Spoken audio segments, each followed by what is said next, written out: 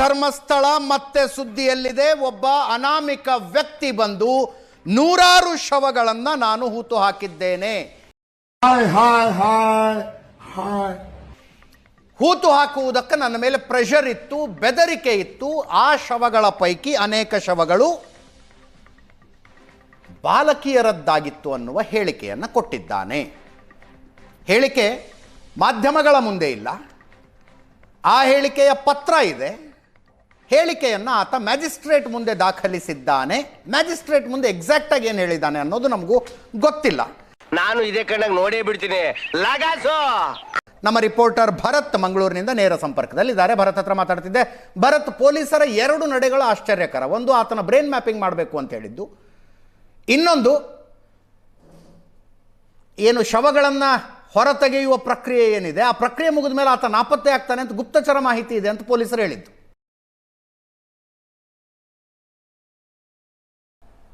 ಹೌದು ಅಜಿತ್, ಯಾಕಂದ್ರೆ ಮೊನ್ನೆ ಒಂದು ಘಟನೆ ನಡೆಯಿತು. ಅವರು ಬಂದು ಶವದ ಮಹಜರು ಪ್ರಕ್ರಿಯೆ ಕಾದುಕೊಳ್ಳುತ್ತಂತ ನಂತರ SP ಅವರು ಒಂದು ಹೇಳಿಕೆಯನ್ನು ಬಿಡುಗಡೆ ಮಾಡ್ತಾರೆ.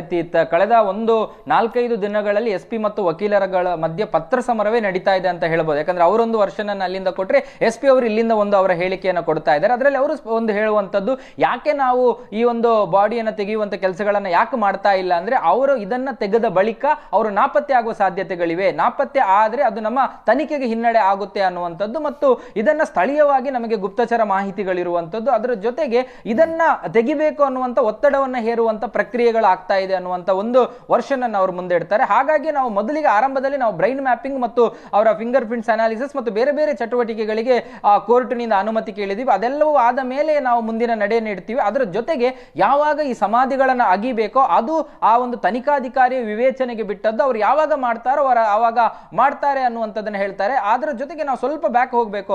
ಆರಂಭದಲ್ಲಿ ಬರೆದಂತಹ ಒಂದು ಪತ್ರದಲ್ಲೂ ಕೂಡ ಅನಾಮಿಕ ವ್ಯಕ್ತಿ ಒಂದು ವಿಚಾರವನ್ನ ಅಂತಿಮವಾಗಿ ಕೊನೆಯಲ್ಲಿ ಒಂದು ಉಲ್ಲೇಖವನ್ನ ಮಾಡ್ತಾರೆ. ಯಾಕಂದ್ರೆ ಈ ಒಂದು ಇಷ್ಟು ದೂರನ ನಾನೀಗ ಪ್ರಥಮ ಹಂತದಲ್ಲಿ ಕೊಡ್ತಾ ಇರುವಂತದ್ದು, ಉಳಿದದ್ದನ್ನ ನಾನು ಅದರಲ್ಲಿ ಯಾರೆಲ್ಲ ಪ್ರಭಾವಿಗಳು ಭಾಗಿಯಾಗಿದ್ದಾರೆ, ಯಾರೆಲ್ಲ ಇದ್ದಾರೆ ಅನ್ನುವಂಥದ್ದನ್ನ ನಾನು ಈಗಾಗಲೇ ಅದನ್ನ ಬರೆದು ಬಿಟ್ಟು ಸುಪ್ರೀಂ ಕೋರ್ಟ್ನ ವಕೀಲರಾದ KV ಧನಂಜಯ ಅವರ ಬಳಿ ಕೊಟ್ಟಿದ್ದೀನಿ.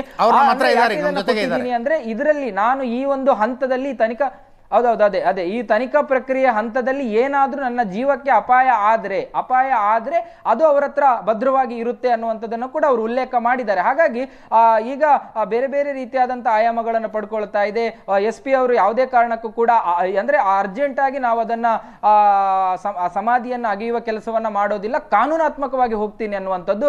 ನಾವು ಲೀಗಲ್ ಆಗು ಕೂಡ ಬೇರೆ ಬೇರೆ ವಿಚಾರಗಳು ವಕೀಲರು ಕೂಡ ಇದ್ದಾರೆ, ಅವರು ಅದ್ರ ಬಗ್ಗೆ ಹೇಳಬಹುದು. ಆದರೆ ಕೆಲವೊಂದು ಅನಿಸಿಕೆಗಳು ಈ ಭಾಗದಲ್ಲಿ ಕೇಳಿ ಬರ್ತಾ ಇದ್ದಂಥದ್ದು, ಈ ದೂರು ಕೊಟ್ಟ ತಕ್ಷಣ ಅವರಿಗೆ ನೋಟಿಸ್ ಮಾಡ್ತಾರಾ, ಅವರನ್ನ ನೋಟಿಸ್ ನಲ್ಲಿ ವಿಚಾರಣೆಗೆ ಕರೀತಾರಾ, ಅವರಿಂದ ಹೇಳಿಕೆ ದಾಖಲಿಸಿದ ಬಳಿಕ ಸ್ಥಳ ಮಹಾಜರು ಮಾಡಿ ಅಲ್ಲಿ ಮೃತದೇಹಗಳನ್ನು ಹೊರಗಡೆ ತೆಗೆಯುವ ಪ್ರಕ್ರಿಯೆಗಳೇನಾದ್ರೂ ನಡೆಯುತ್ತಾ ಅನ್ನುವಂಥದ್ದನ್ನೇ ಈ ಭಾಗದ ಹೆಚ್ಚಿನ ಜನ ಕಾಯ್ತಾ ಇದ್ರು. ಆ ಪ್ರಕ್ರಿಯೆಗಳು ನಡೆದ ಬಳಿಕದ ಸಿಚುವೇಶನ್ ಹೇಗಿರಬಹುದು, ಒಂದು ವೇಳೆ ಆ ರೀತಿಯಾಗಿ ಸಿಕ್ಕರೆ ಅದು FSL ಲ್ಯಾಬ್ಗೆ ಹೋಗುವಂಥದ್ದು, DNA ಟೆಸ್ಟ್ ಆಗುವಂಥದ್ದು, ಮತ್ತೆ ಮುಂದಿನ ಪ್ರಕ್ರಿಯೆಗಳಿಗೆ ಇಲ್ಲಿ ಅನೇಕರು ಹೋರಾಟಗಾರರಾಗಿರ್ಬೋದು ಮತ್ತು ಸಾರ್ವಜನಿಕವಾಗಿ ಕೂಡ ಅದು ಬಹಳ ಚರ್ಚೆಯಲ್ಲಿರುವಂತಹ ವಿಚಾರ. ಆದ್ರೆ ಈಗ ಅದೆಲ್ಲದಕ್ಕೂ ಕೂಡ SP ಫುಲ್ ಸ್ಟಾಪ್ ಇಟ್ಟಿದ್ದಾರೆ.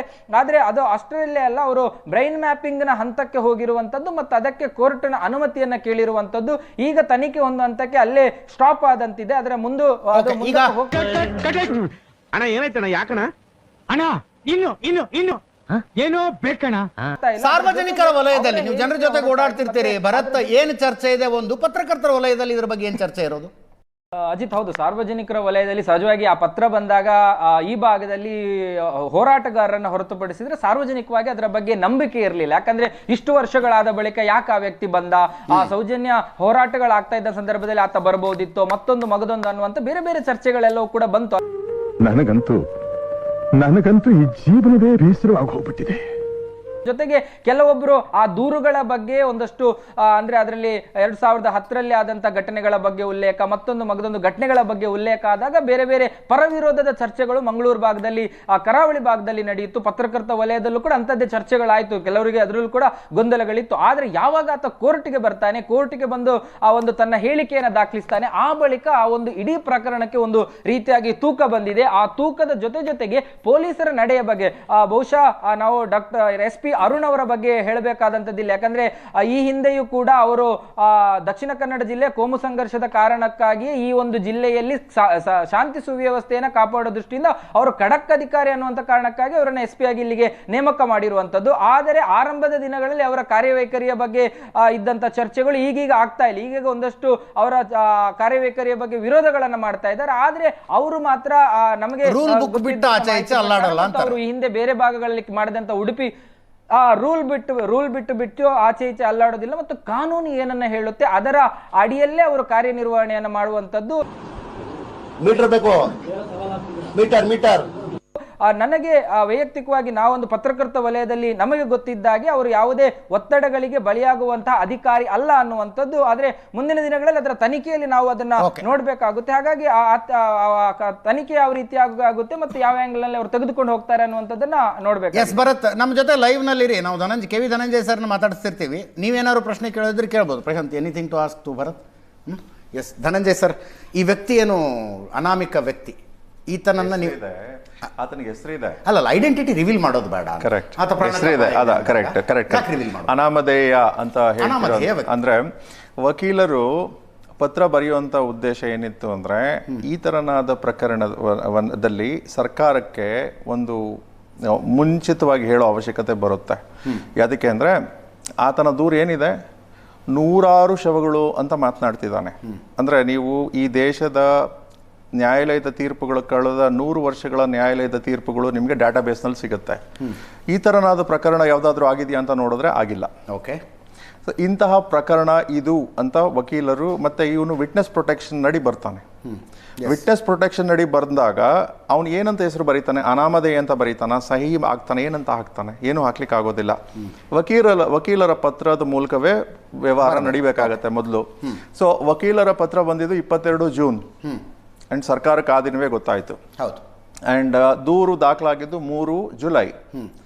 ದೂರು ದಾಖಲು ಮಾಡೋ ಸಮಯದಲ್ಲಿ ಆತ ಇರಲಿಲ್ಲ. ಯಾಕೆಂದ್ರೆ ವಿಟ್ನೆಸ್ ಪ್ರೊಟೆಕ್ಷನ್ ಅರ್ಜಿಯನ್ನ ಹಾಕೊಳ್ಳೋ ಕಾರಣ ಇದ್ದಿದ್ರಿಂದ ಆತನನ್ನ ನೀವು ಪೊಲೀಸ್ ಸ್ಟೇಷನ್ ಕರೆಸ್ಲಿಕ್ಕೆ ಸಾಧ್ಯವಾಗೋದಿಲ್ಲ. 10 100 ಜನರು ಇರ್ತಾರೆ.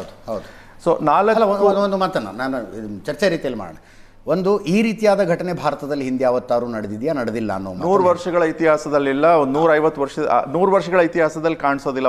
ಯಾವ ರೀತಿಯ ಘಟನೆ? ಒಬ್ಬ ವ್ಯಕ್ತಿ ಬಂದು ನಾನು 100 ಶವಗಳನ್ನು ಹೂತಿದ್ದೇನೆ ಅಂತ ಹೇಳಿದ ಘಟನೆಯಾ ಅಥವಾ 100 ಕೊಲೆಗಳಾಗಿರುವ ಘಟನೆಯಾ? 100 ಮೃತದೇಹಗಳನ್ನ, ಕೊಲೆಗೊಳಗಾದಂತ ಮೃತದೇಹಗಳನ್ನ ನಾನು ಜೀವ ಭಯದಿಂದ ಹೂತು ಹಾಕಿದ್ದೆ ಅಂತ ಹೇಳುವ ಪಾಪ ಪ್ರಜ್ಞೆಯ ಕಾಡ್ತಿರೋದ್ರಿಂದ ಪಾಪ ಪ್ರಜ್ಞೆಯ ಪರಿಹಾರಕ್ಕೋಸ್ಕರ ಬಂದು ನಾನು ಹೇಳಿಕೆ ಕೊಡ್ತಿದ್ದೀನಿ ಅಂತ ಘಟನೆ 100 ವರ್ಷಗಳ ಇತಿಹಾಸದಲ್ಲಿ ನಡೆದಿಲ್ಲ. 100 ವರ್ಷಗಳ ಡಾಟಾಬೇಸ್ ನಲ್ಲಿ ಕಾಣಿಸ್ತಿಲ್ಲ. I agree, completely agri. ಆ ತರನಾದ ಪ್ರಕರಣ ಇದು ಅಂತ ಹೇಳಬೇಕಾಗತ್ತೆ. ಅಂಡ್ ಯಾರು ದ್ವಾರಕಾನಾಥ್ ಅವರು ಹೇಳಿಕೆ ಕೊಡುವಾಗ ಒಂದು ಶಬ್ದವನ್ನು ಬಳಸ್ತಾರೆ, mass murder and mass rape. Do you agree to it? Well, ಆತ ಕೊಟ್ಟಿರೋ ದೂರಿನ ಅನ್ವಯ ಈಗ ಅಲ್ಟಿಮೇಟ್ಲಿ ದೂರಿನಲ್ಲಿರುವಂತ ಅಂಶ ಅದನ್ನೇ ಪ್ರತಿಬಿಂಬಿಸುತ್ತೆ. ಓಕೆ. ಅಂಡ್ ದೂರಿನ ಬಗ್ಗೆ ಅಲ್ಟಿಮೇಟ್ಲಿ ಯಾರು ನಂಬಿಕೆ ಇಡೋ ಅವಶ್ಯಕತೆ ಇಲ್ಲ, ಎಲ್ಲರೂ ಕೂಡ ಸಂಶಯ ಪಡಬೇಕು. ಸೊ ತನಿಖೆ ಮೂಲಕ ಸತ್ಯ ಏನು ಅಂತ ಗೊತ್ತಾಗತ್ತೆ. ಆದ್ರೆ ಸಮಸ್ಯೆ ಏನಾಗಿದೆ ಅಂದ್ರೆ, ತನಿಖೆ ಅಂದ್ರೆ ಏನು, ಇಲ್ಲಿ ಒಬ್ಬ ಪೊಲೀಸ್ ಸ್ಟೇಷನ್, ಈಗ ಇಲ್ಲಿ ನಾನು ವಿಟ್ನೆಸ್ ಪ್ರೊಟೆಕ್ಷನ್ ನಡಿ ಈತ ಬರ್ತಾನೆ, ಈತ ಆರೋಪಿ ಆಗೋದಿಲ್ಲ. ಯಾತಕ್ಕೆ ಆರೋಪಿ ಆಗೋದಿಲ್ಲ ಅನ್ನೋದಾದ್ರೆ, ಈ ಎಲ್ಲ ಪ್ರಕರಣಗಳು ಪೊಲೀಸ್ ಫೈಲ್ಸ್ ನಲ್ಲಿ ಪೆಂಡಿಂಗ್ ಪ್ರಕರಣಗಳಲ್ಲ. ಓಕೆ. ಯಾರು ಕೂಡ ಈ ವ್ಯಕ್ತಿಯನ್ನ ಹುಡುಕಿ ಕಾಯ್ತಾ ಇರಲಿಲ್ಲ. ಅಲ್ಲಿ ಯಾರು ಹೂತು ಹಾಕಿ ಹೋಗಿದ್ದಾರೆ ಅಂತ ಈ ವ್ಯಕ್ತಿ ಹೇಳಿದಾನೆ, ಅವರು ವಿಚಾರವಾಗಿ ಯಾವ ಫೈಲು ಇಲ್ಲ ಎಲ್ಲೂ ಕೂಡ. ಓಕೆ. ಸೊ ಈತ ಬರೋ ಅವಶ್ಯಕತೆ ಕೂಡ ಇರಲಿಲ್ಲ. ಆತ ಹೇಳ್ತಿರೋದು ಪಾಪ ಪ್ರಜ್ಞೆ ಕಾಡ್ತಿದ್ರಿಂದ ಬಂದಿದ್ದೀನಿ ಅಂತ. ಈತ ಹೇಳಿರೋದು ದೂರಿನಲ್ಲಿ ಹೂತು ಹಾಕದಿದ್ರೆ ನಿನ್ನನ್ನ ತುಂಡು ತುಂಡಾಗಿ ಕತ್ತರಿಸ್ತೀವಿ, ನಿನ್ನ ಒಂದು ಕುಟುಂಬದ ಎಲ್ಲವರನ್ನು ಕತ್ತರಿಸ್ತೀವಿ ಅಂತ ಹೇಳಿದ್ರು. ಜೀವ ಭಯದಿಂದ, ಯಾವಾಗಲೂ ಜೀವ ಭಯದಿಂದಲೇ ನನ್ನ ಕೈಲಿ ಊತು ಹಾಕಿಸ್ತಿದ್ರು ಅಂತ ಆತ ಕೊಟ್ಟಿರುವಂಥದ್ದು. ಸೊ ಪ್ರೈಮಾ ಫೇಸಿ ಅವನ ವರ್ಷನ್ ಅನ್ನ ತಗೊಂಡು ಕೆಲಸ ಶುರುವಾಗಬೇಕಾಗತ್ತೆ. ಅಲ್ಲಿಗೆ ಆತ ವಿಟ್ನೆಸ್. ಸೊ ವಕೀಲರಾಗಿ ನಾವು ಆಕ್ಚುಲಿ ಆ ಕೇಸನ್ನು ತಗೊಳ್ಳಿಕ್ಕೆ ಒಂದು ಪ್ರಮುಖವಾದ ಕಾರಣವೂ ಕೂಡ ಅದು. ಆತ ಹೇಳಿರೋದು ಏನಂದ್ರೆ, ಅದನ್ನ ಯಾರು ನಂಬೋದಿಲ್ಲ. ಎಸ್, ಅದನ್ನೇ ತಲೆಬುರುಡೆ ಅಲ್ಲಿ ಹೋಗಿ ರಹಸ್ಯವಾಗಿ ಹೋಗಿ ತಾನು ಹೂತು ಹಾಕಿದ್ದ ಸ್ಥಳವನ್ನ ನೆನ್ಪು ಮಾಡಿಕೊಂಡು ತಲೆಬುರುಡೆ ತಂದು ತಲೆಬುರುಡೆಯನ್ನ ಕಂಪ್ಲೇಂಟ್ ಜೊತೆ ಕೊಡೋದಿತ್ತು. ಬಟ್ ಆದ್ರೆ ಕಂಪ್ಲೇಂಟ್ ನ ಕೊಡ್ತದಂತವ್ರು ವಕೀಲರು ತಲೆಬುರುಡೆಯನ್ನ ಮುಟ್ಲಿಕ್ಕೆ ಆಗೋದಿಲ್ಲ, ಅದನ್ನ ಆತನೇ ಕೊಡ್ಬೇಕಲ್ಲ. ಸೊ ಮುಂದಿನ ಹಂತದಲ್ಲಿ ಕೊಡೋದಾಗಿ ಆತನೇ ನ್ಯಾಯಾಲಯಕ್ಕೆ ಕೊಟ್ಟಿದ್ದಾನೆ. ನ್ಯಾಯಾಲಯ ಏನು ಮಾಡಿದೆ, ಅದನ್ನು ವಶಪಡಿಸ್ಕೊಂಡಿದೆ. ಪೊಲೀಸ್ ಇಲಾಖೆಗೆ ಹೇಳಿದೆ ದಯವಿಟ್ಟು ಅದಕ್ಕೆ ಸಂಬಂಧಪಟ್ಟ ಹಾಗೆ ಇನ್ವೆಂಟ್ರಿ ತಯಾರು ಮಾಡಿ ಮಾಜರ್ ಮಾಡಿ ಅಂತೆಲ್ಲ ಮಾಡಿದ್ದಾರೆ. ಸೊ ಅದು ಎಲ್ಲಿಂದ ತಂದಿದ್ದು, ಅದನ್ನು ಜಾಗಕ್ಕೆ ಇವನನ್ನು ಕರ್ಕೊಂಡು ಹೋಗ್ಬೇಕಲ್ವಾ. 11ನೇ ತಾರೀಕು ನ್ಯಾಯಾಲಯದ ಮುಂದೆ ಹೇಳಿಕೆಯನ್ನು ಕೊಟ್ಟಿದ್ದಾನೆ. ಆ್ಯಂಡ್ ನ್ಯಾಯಾಲಯ ಯಾವ ನ್ಯಾಯಾಲಯ ಇದು? ಬೆಂಗಳೂರಿನ ನ್ಯಾಯಾಲಯ ಅಲ್ಲ. ಎಷ್ಟೋ ಜನ ವಕೀಲರು ಹೇಳ್ತಿದ್ರು, ಅಲ್ಲ ನೀವು ಯಾತಕ್ಕೆ ಈ ರೀತಿ ಮಾಡಿದ್ರಿ, ಆ ಪೊಲೀಸ್ ಸ್ಟೇಷನ್ಗೆ ಹೋಗಿ ಯಾಕೆ ಕಂಪ್ಲೇಂಟ್ ಕೊಟ್ರಿ, ಅಲ್ಲಿನ ನ್ಯಾಯಾಧೀಶರ ಮುಂದೆ ಯಾಕೆ ಹೋದ್ರಿ ಅಂತ. ನಾನು ಹೇಳುವಂಥದ್ದು ಸತ್ಯ ಅಲ್ಲ, ಜ್ಯೂರಿಸ್ಡಿಕ್ಷನ್ ಇವಾಗ ಏನಾಗಿದೆ ಎಲ್ಲ ಕಡೆ ಕೊಟ್ಟಿದ್ದಾರೆ ಈ ಥರ ಪ್ರಕರಣಗಳಲ್ಲಿ. ಸತ್ಯವನ್ನ ಎಲ್ಲಿ ಹೊರಗೆ ಬರಬೇಕು ಅನ್ನೋದು ಒಂದು ಅತ್ಯಂತ ಕಠಿಣವಾದ ಜಾಗದಲ್ಲೇ ಸತ್ಯ ಇದ್ರೆ ಅಲ್ಲೇ ಗೊತ್ತಾಗಲಿ. ಅಲ್ಲಿನ ನ್ಯಾಯಾಧೀಶರ ಮುಂದೆ ಅವನು ಹೋಗಿ ಹೇಳಿಕೆ ಕೊಡಲಿಕ್ಕೆ ಅಂತ ಹೋದ. ಆವಾಗ ವಕೀಲರು ಕೇಳಿದ್ದಾರೆ, ಈತ ಮನವಿ ಮಾಡ್ಕೊಂಡಿದ್ದ, ಆತ ಅಶಿಕ್ಷಿತ, ಆತನಿಗೆ ಏನೂ ಗೊತ್ತಾಗೋದಿಲ್ಲ, ಆತನಿಗೆ ಭಾಳ ಡಿಸ್ಕಂಫರ್ಟ್ ಆಗುತ್ತೆ, ಹೇಳಿಕೆ ಕೊಡೋ ಸಮಯದಲ್ಲಿ ವಕೀಲರು ಇರಬೇಕು ಅಂತ. ನ್ಯಾಯಾಧೀಶರು ಹೇಳಿದ್ರು ಯಾವ ಕಾರಣಕ್ಕೂ ಕೊಡೋದಿಲ್ಲ ಅಂತ. ವಕೀಲರ ಅವಶ್ಯಕತೆ ಇಲ್ಲ, ನಾನೇ ನೇರವಾಗಿ ಮಾತನಾಡ್ತೀನಿ ಅಂತ ಹೇಳಿ ಅಲ್ಲಿನ ಮ್ಯಾಜಿಸ್ಟ್ರೇಟರ್ ಅವರು ಅವನ ಹತ್ರ 1.5 ಗಂಟೆ ಆತನ ಹೇಳಿಕೆಯನ್ನು ಪಡ್ಕೊಂಡಿದ್ದಾರೆ. ಆ ಹೇಳಿಕೆಯನ್ನು ಪಡ್ಕೊಂಡ್ಮೇಲೆ ನಾವು ಗಮನಿಸ್ತಿರೋದೇನೆಂದ್ರೆ ಪೊಲೀಸ್ನವರು ವಿಪರೀತ ಗಾಬರಿ ಆಗೋಗಿದ್ದಾರೆ. ಎಷ್ಟರ ಮಟ್ಟಿಗೆ ಅಂದ್ರೆ ಪೊಲೀಸರ ಘೋರ ನಿರ್ಲಕ್ಷ್ಯದ ಉದಾಹರಣೆಗಳನ್ನು ಕೊಡ್ತಾ ಇದ್ದೀರಿ. ಒಂದು ಪಬ್ಲಿಕ್ ಇಂಟ್ರೆಸ್ಟ್ ಲಿಟಿಗೇಷನ್ ಹಾಕೋದಕ್ಕೆ ಅವಕಾಶ ಇಲ್ವಾ ಈ ಕೇಸ್ನಲ್ಲಿ? ಈ ಕೇಸ್ನಲ್ಲಿ ಏನಾಗುತ್ತೆ, ಈತ ನೇರವಾಗಿ ಪೊಲೀಸ್ ಸ್ಟೇಷನ್ಗೆ ಹೋಗಿ ಕೊಟ್ಟು ಪೊಲೀಸ್ನವರಿಂದ ತನಿಖೆಯನ್ನು ಮಾಡಿಸ್ಬೇಕಾಗಿರುವಂಥ ಅನಿವಾರ್ಯತೆ ಇರುತ್ತೆ. ಯಾತಕ್ಕೆ ಅಂದರೆ ಪೊಲೀಸ್ನವರು ಯಾವುದನ್ನ ಮಾಡ್ತಾರೆ ಏನನ್ನ ಮಾಡೋದಿಲ್ಲ ಅಂತ ಕೋರ್ಟ್ ನೋಡಬೇಕಾಗತ್ತೆ. ನಂತರ ಅಂದರೆ ಹೈಕೋರ್ಟ್ಗೆ ಹೋಗಿ ಒಂದು ಪಬ್ಲಿಕ್ ಇಂಟ್ರೆಸ್ಟ್ ಲಿಟಿಗೇಷನ್ ಹಾಕಿ ಕೋರ್ಟ್ ಮಾನಿಟರ್ಡ್ ಇನ್ವೆಸ್ಟಿಗೇಷನ್ ಒಂದಾಗಲಿ, ಅಲ್ಲಿ ಸ್ಥಳೀಯ ಪೊಲೀಸರು ಯಾರು ಬೇಡ ಅಂತ ಅಲ್ಲ, ಕೋರ್ಟ್ ಮಾನಿಟರ್ಡ್ ಇನ್ವೆಸ್ಟಿಗೇಷನ್ ಹೋಗೋದಕ್ಕೂ ಮುನ್ನ ಇವರ ಒಂದು ಆಕ್ಚುಲಿ ಇಷ್ಟೊಂದು ನಿರ್ಲಕ್ಷ್ಯವನ್ನ ಒಂದು ಹೈಕೋರ್ಟ್ ಅಂತ ಅಲ್ಲ, ಈ ನಿರ್ಲಕ್ಷ್ಯವನ್ನ ಅಲ್ಟಿಮೇಟ್ಲಿ ರೆಕಾರ್ಡ್ ಮಾಡ್ಕೋಬೇಕಲ್ಲ. ಸಾರ್ವಜನಿಕರಿಗೂ ಗೊತ್ತಾಗಬೇಕು, ನ್ಯಾಯಾಲಯಕ್ಕೂ ಗೊತ್ತಾಗಬೇಕು. ಆ್ಯಂಡ್ ವಾದ ನಾವು ಭಾಳ ಚೆನ್ನಾಗಿ ಮಾಡ್ತೀವಿ ಕೋರ್ಟ್ನಲ್ಲಿ ಅನ್ನೋ ಕಾರಣಕ್ಕೆ ಮೊದಲನೇ ದಿನವೇ ಹೋಗುವಂಥದ್ದು, 2ನೇ ದಿನವೇ ಹೋಗುವಂಥದ್ರಲ್ಲಿ ಅರ್ಥ ಇರೋದಿಲ್ಲ. ಈಗೇನಾಗ್ತಿದೆ ಅಂದರೆ the government is getting exposed, ಪೊಲೀಸ್ನವರು ದೇ ಆರ್ ಗೆಟಿಂಗ್ ಎಕ್ಸ್ಪೋಸ್ಡ್. ಒಂದು ಉದಾಹರಣೆನ ನಿಮ್ಗೆ ಕೊಡ್ಲಿಕ್ಕೆ ಬಯಸ್ತೀನಿ, ಭಾಳ ಸರಳವಾದ ಉದಾಹರಣೆ. ನೀವು ಪೊಲೀಸ್ ಆಫೀಸರ್ ಇದ್ದೀರಿ, ನಿಮ್ಮ ಸ್ಟೇಷನ್ಗೆ ಒಬ್ಬ ವ್ಯಕ್ತಿ ಬರ್ತಾನೆ, ಸ್ವಾಮಿ ನಾನು ಚಿನ್ನದ ಸರವನ್ನು ಕದ್ದಿದ್ದೀನಿ, ನನ್ನ ಜೇಬ್ನಲ್ಲಿ ಇಟ್ಕೊಂಡಿದ್ದೀನಿ ಅಂತ ನಿಮ್ಮ ಮುಂದೆ ಹೇಳ್ತಾನೆ. ನೀವೇನು ಮಾಡ್ತೀರಿ ಅವಾಗ? ಕಾಮನ್ ಸೆನ್ಸ್ ರೂಲನ್ನು ಅಪ್ಲೈ ಮಾಡ್ತೀರಿ. ಈ ಕಾಮನ್ ಸೆನ್ಸ್ ರೂಲನ್ನು ನಮ್ಮ ಕ್ರಿಮಿನಲ್ ಪ್ರೊಸೀಜರ್ ಕೋಡ್ ಆಫ್ 1861, ಇವತ್ತು ನಾವು BNSS ಬಗ್ಗೆ ಮಾತನಾಡ್ತಿದ್ದೀವಿ, ಆದರೆ ಇದರ ಬುನಾದಿ ಬಂದು ಕ್ರಿಮಿನಲ್ ಪ್ರೊಸೀಜರ್ ಕೋಡ್ ಆಫ್ 1861. ಆ ಸಮಯದಲ್ಲಿ ಚರ್ಚೆ ಮಾಡಿದ್ದೇನೆಂದರೆ ಕಾಮನ್ ಸೆನ್ಸ್ ರೂಲನ್ನು ನಾವು ಅಳವಡಿಸ್ಕೊಳ್ಳೋಣ ಅಂತ. ಫ್ರಾನ್ಸ್ನಲ್ಲಿ ನಿಮಗೆ ಬೇರೆ ಥರನಾದ ರೂಲ್ ಇದೆ. ಇಲ್ಲೇನಾಗುತ್ತೆ ಅಂದರೆ ನೀವು ಆತನಿಗೆ ಹೇಳ್ತೀರಿ, ಹೌದಾ ಚಿನ್ನದ ಸರ ಇದೆಯಾ, ಓಕೆ ನಾನು ಹಿಂಗೆ ಮಾಡ್ತೀನಿ, ಇಬ್ಬರು ಸಾಕ್ಷಿಗಳನ್ನು ಕರಿತೀನಿ, ಅವರ ಸಮಕ್ಷಮದಲ್ಲಿ ಅವ್ರ ಸಮ್ಮುಖದಲ್ಲಿ ದಯವಿಟ್ಟು ಈ ಹೇಳಿಕೆ ಹೇಳು.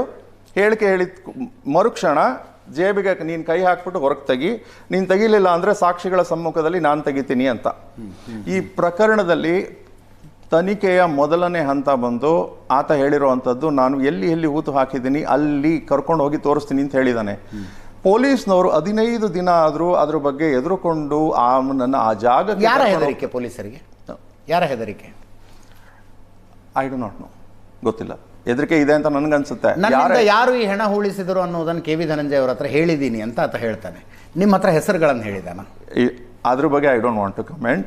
ಅಪ್ಪೇ ಇದು ಯಾವ್ದೋ flashback rebel star Ambareesh ಹಳೇದು ಅಕ್ಕಿಲ್ಲ ಬೆಳೆ ಇಲ್ಲ ಚಕ್ರವ್ಯೂಹ ಕತೆ ಇದಂಗಿದೆಯಲ್ಲಪ್ಪೇ. ಅಲ್ಲಲ್ಲ, ಒಂದು ನಿಮಿಷ KV Dhananjaya let us be very fair. Dharmasthala ಅಂದರೆ ಒಂದು ಕುಟುಂಬದ ಹೆಸರು ಬರುತ್ತೆ, ವೀರೇಂದ್ರ ಹೆಗ್ಗಡೆ ಅವರ ಕುಟುಂಬದ ಹೆಸರು ಬರುತ್ತೆ ಅಲ್ವಾ? ಅಲ್ಲ ಒಂದು ನಿಮಿಷ, ಹೆಸರುಗಳನ್ನ ನಾವು ಇಲ್ಲ ಈ ಪ್ರಕರಣದಲ್ಲಿ ಹೆಸರುಗಳನ್ನ ನಿಮಗೆ ರಿಸ್ಟ್ರಿಕ್ಷನ್ ಇದೆ. ನಾನು ಪತ್ರಕರ್ತನಾಗಿರುವುದರಿಂದ ಪ್ರಶ್ನೆಗಳನ್ನು ಕೇಳುವ ಅಧಿಕಾರ ನನಗಿದೆ. ಆ ಅಧಿಕಾರವನ್ನು ಬಳಸಿಕೊಂಡು ಒಂದು ನಿಮಿಷ ನಾನು ಪತ್ರಕರ್ತನಾಗಿರೋದ್ರಿಂದ ಅಧಿಕಾರದ ವ್ಯಾಪ್ತಿಯನ್ನು ಬಳಸಿಕೊಂಡು ನಾನು ಕೇಳ್ತಾ ಇದ್ದೀನಿ. ಧರ್ಮಸ್ಥಳ ಅಂದ ತಕ್ಷಣ ವೀರೇಂದ್ರ ಹೆಗ್ಗಡೆ ಅವರ ಕುಟುಂಬದ ಹೆಸರು ಬರುತ್ತೆ, ಅವರ ದೌರ್ಜನ್ಯ ಅದು ಇದು ಮಾತಾಡ್ತಾರೆ. ಈಗ ಇಡೀ ಪ್ರಕರಣದಲ್ಲಿ ಏನಾಗ್ತಿದೆ ಅಂದ್ರೆ ಅವರಿಂದ ಮಾಡಿಸಿರೋದು ಅನ್ನುವ ರೀತಿಯಲ್ಲಿ ಇದು ಬಿಂಬಿತವಾಗ್ತಾ ಇದೆ ಹೊರಗೆ ಈ ಸರ್ಕಲ್ ನಲ್ಲ. ಅಂದ್ರೆ ದೂರುದಾರ ಸಾರ್ವಜನಿಕ ವಲಯದಲ್ಲಿ ಸರ್ ಅಲ್ಲ ಸಾರ್ವಜನಿಕ ವಲಯ ಬೇರೆ. ಬಟ್ ದೂರುದಾರನ ಹೇಳಿಕೆ ಮ್ಯಾಜಿಸ್ಟ್ರೇಟ್ ಅವರ ಮುಂದೆ ಕೊಟ್ಟಿರುವಂತಹ ಹೇಳಿಕೆ ಅಲ್ಲಿ ಏನಿದೆ ಅಂತ ವಕೀಲರಿಗೂ ಕೂಡ ಹೇಳಿಲ್ಲ. ಅಲ್ಲ ನಿಮ್ಮ ಹತ್ರ ಹೇಳಿದಾರ, ನಿಮ್ಮ ಹತ್ರ ಹೇಳ್ಕೊಂಡಿದ್ದೀನಿ ಅಂತಾನೆ ಆತ. KV ಧನಂಜಯ ಅವ್ರ ಹತ್ರ ನಾನು ಹೇಳಿದ್ದೀನಿ ಅದ್ರ ಬಗ್ಗೆ. ಇದು ಆ ವಿಚಾರದ ಬಗ್ಗೆ ನಾನು ಆಕ್ಚುಲಿ ನಾವೇನ್ ಮಾಡ್ಬೇಕು ಸರ್? ಚಟ್ಕೌಟ್ಸ್ ಹೋಗಿ ನೀವು ಜನಗಳಿಗೋಸ್ಕರ ಬದುಕ್ತೀರಾ, ನಾನು ನನಗೋಸ್ಕರ ಬದುಕ್ತೀನಿ. ಒಬ್ಬರು ಸಾಕ್ಬಿಡ್ತೀನಿ ನನ್ನ ನಕ್ಕ ಏನ್ ಅನ್ಕೊಂಡಿದ್ದೀರಾ ನನ್ನ